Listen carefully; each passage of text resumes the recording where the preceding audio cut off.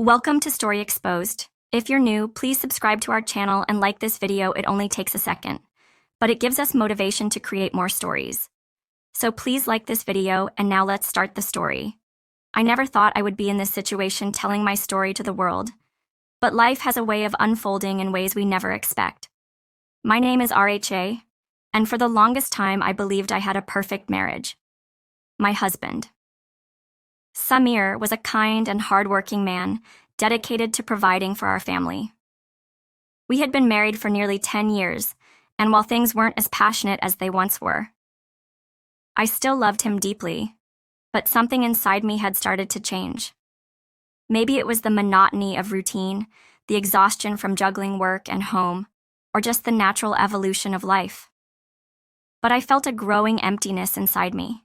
I tried to ignore it, convincing myself that all marriages go through phases, that feelings of restlessness were normal. It all started when I decided to join a gym. It wasn't a drastic decision. I had simply been feeling low on energy and wanted to get in better shape. Samir had always encouraged me to take care of myself, so when I mentioned the idea, he was completely supportive. He even helped me pick out the gym that was closest to our house. That's where I met Arian. Arian was the head trainer at the gym, and from the moment I met him, I noticed something different about him. He wasn't just another fitness instructor who went through the motions of his job. He genuinely cared about his clients. When I first stepped into the gym feeling nervous and self-conscious, he was the one who made me feel comfortable. "You don't have to be perfect. On day one," he told me with a reassuring smile, "it's about progress, not perfection." His words stuck with me. It had been a long time since someone had spoken to me with such sincerity, with such warmth. Samir and I had fallen into a pattern of small talk and daily routines, and suddenly, here was someone who made me feel seen. At first, our interactions were strictly professional. He guided me through my workouts, corrected my form, and encouraged me when I felt like giving up. But over time, our conversations grew longer, and I found myself looking forward to our sessions. We talked about life, dreams, and ambitions. I learned that he had been a national-level athlete before an injury ended his career. He spoke about how difficult it was to start over to find a new purpose. 1.2s. I related to that in a way I hadn't expected. I too felt like I had lost a part of myself over the years. The girl who once had big dreams, who laughed freely, who felt alive, had faded somewhere along the way. One evening after a particularly exhausting session, Asian and I sat on the gym's outdoor benches sipping water. "You seem different today," he said, studying me. I hesitated before answering. "I don't know sometimes. I just feel like I'm stuck in a loop, like I'm living the same day over and over again." He nodded, understanding routine can do that to people.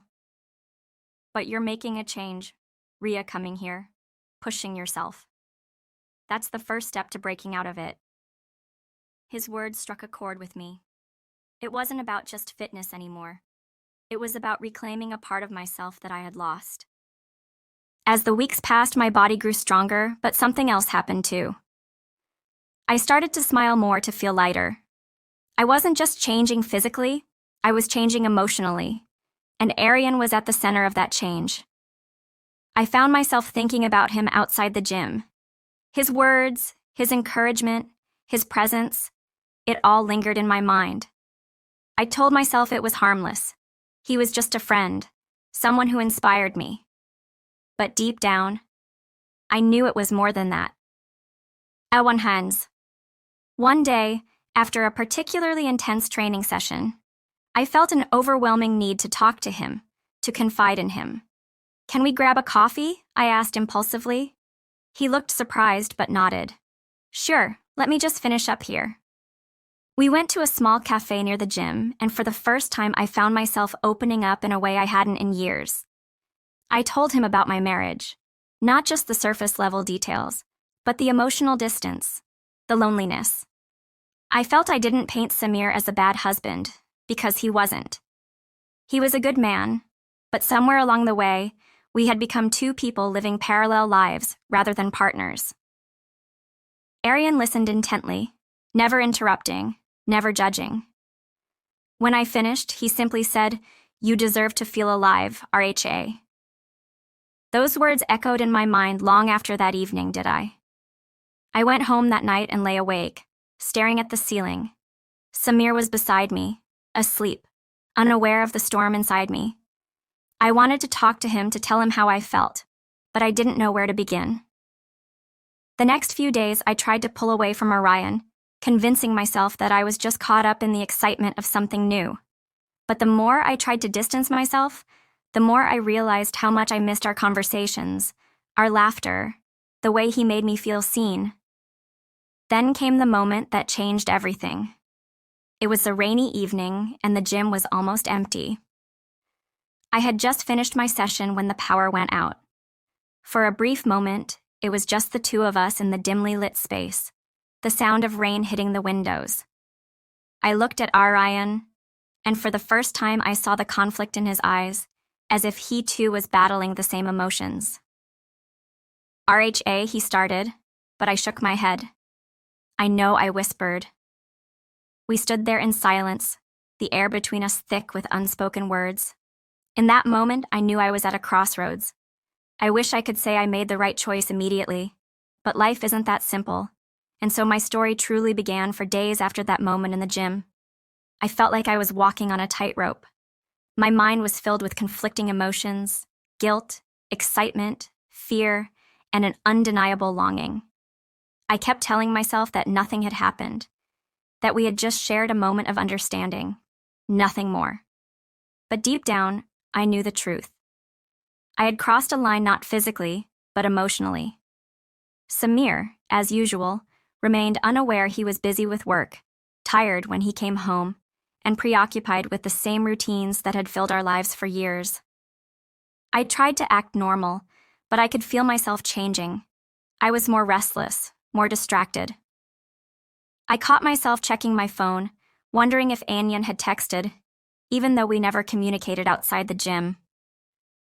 Then one evening, Samir casually mentioned that he would be traveling for work the following weekend. "It's a conference," he said, barely looking up from his laptop. "I'll be gone for 3 days." I nodded, forcing a smile. "Okay. Do you need me to pack anything for you?" He shook his head. "No, it's just a short trip." That was it. No discussion, no emotion, just a statement of fact. I should have been used to it by now, but in that moment I felt an ache in my chest. There was a time when we would have talked for hours about everything. Now, even a weekend apart didn't seem to matter. The day Samir left, I went to the gym as usual, but this time something was different. Maybe it was the knowledge that I would be alone for the next few days, or maybe it was just the weight of everything I had been feeling. But I found myself standing in front of Arian after my session. Unsure of what I wanted to say, he noticed you. "Okay." I hesitated, then nodded. "Yeah, just thinking." He studied me for a moment, then wiped his hands on a towel. "Come on," he said. "Let's go for a walk." I didn't question it. We left the gym and walked toward the park nearby. It was a quiet evening, the air crisp, the sky painted in hues of orange and pink. "I feel like I'm losing myself." I admitted, my voice barely above a whisper. Arian didn't say anything for a long time. Then finally he sighed. "You're not lost, Ria. You're just searching for something you've been missing." His words made something tighten in my chest. But what if what I'm searching for is wrong? He stopped walking and turned to face me. Is it wrong to want to be happy? I didn't have an answer. We sat on a bench watching the sun dip below the horizon. I don't know how long we stayed there, just talking about life, about dreams, about everything we had both given up over the years. It was so easy with him. There were no expectations, no obligations, just an understanding that we were two people who had found solace in each other's company. At some point, it started to get cold. I shivered slightly, and without thinking, Anyan took off his jacket and draped it over my shoulders. It was a small gesture, but it sent a warmth through me that had nothing to do with the fabric. "RHA," he said quietly. "I don't want to make things complicated for you." I looked at him at the concern in his eyes. He wasn't pushing me, wasn't trying to lead me down a path I wasn't ready for. He was giving me a choice, and that scared me more than anything because I wasn't sure what choice I wanted to make. I went home that night feeling more conflicted than ever. Samir called to check in, and I answered like everything was normal, but my mind was elsewhere. Over the next few days, I found myself seeking out Aaron more, not because I wanted to do something wrong, but because he made me feel alive in a way I hadn't in years. We went on more walks, shared more conversations, and every time I felt myself slipping further away from the life I had known.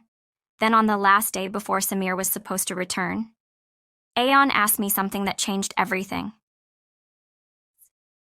"Are you happy? RHA?" It was such a simple question, but it felt like the weight of the world rested on it. I opened my mouth to answer, but no words came out because I didn't know the answer, and maybe that was the problem all along. That night, I lay awake staring at the ceiling, replaying Ion's question over and over in my mind. "Are you happy? RHA?" It should have been an easy question to answer, but the silence in my heart was deafening. Samir came home the next evening, exhausted from his trip. He hugged me, kissed my forehead, and told me about his meetings. I nodded, smiled, listened. But inside, I felt like a stranger in my own home. I knew I had to make a decision. I couldn't keep living in this limbo, torn between the life I had built and the emotions that had shaken me to my core. So the next morning, I did something I never thought I would. I asked Samir if we could talk. He looked surprised, maybe even a little worried. "Of course," he said, setting his phone aside. "What's wrong?" I hesitated, searching for the right words. "Do you think we're happy?" His brow furrowed. "What do you mean?" I took a deep breath. "I mean, do you ever feel like we've lost something, like we're just going through the motions?" He was quiet for a long moment. Then he sighed. Marriage isn't always exciting. We've been together for years. Things change, but that doesn't mean we're unhappy." "But are we happy?" I pressed. He frowned, as if he didn't understand why I was asking. "I thought we were." That's when I realized the real problem. Samir and I had been living in two different worlds. To him, our life was stable, predictable enough. But to me, it felt like something was missing, something I couldn't ignore anymore. I didn't tell him about Orion. That wasn't the point. The point was that I had changed, that I couldn't keep pretending. Everything was fine, when I knew in my heart that it wasn't it. "I think we need to figure out what we want," I said quietly, because I don't want to wake up 10 years from now and realize we're just two people sharing a house instead of a life. Samir looked at me for a long time, and for the first time in years, I saw something flicker in his eyes. Fear, sadness, maybe even regret. "I don't want that either." He admitted it was the most honest conversation we had in years, and it was the beginning of something neither of us had expected. In the days that followed, we made an effort to talk, really talk. We started going for walks, cooking together, even reminiscing about the early days of our marriage. It wasn't a magical fix, and it didn't erase the doubts overnight. But it was a start. As for Aaron, I made a choice. I went to the gym one last time and found him in the usual place. He saw the decision in my eyes before I even spoke. "I can't do this," I told him. He nodded, a small, understanding smile on his face. "I know I don't regret meeting you," I said. "Honestly, you made me realize things I had been ignoring for years, but I need to figure out my life before I can make any more mistakes. You deserve to be happy." "Ria," he said, and for the first time, I believe that I walked away that day knowing that I was choosing myself, not Samir, not Arian, but me, because happiness isn't about who you're with. It's about finding peace within yourself first. My story isn't about an affair. It's about waking up and realizing that life is too short to live on autopilot. And sometimes the hardest thing isn't leaving. It's choosing to stay and fight for what truly matters.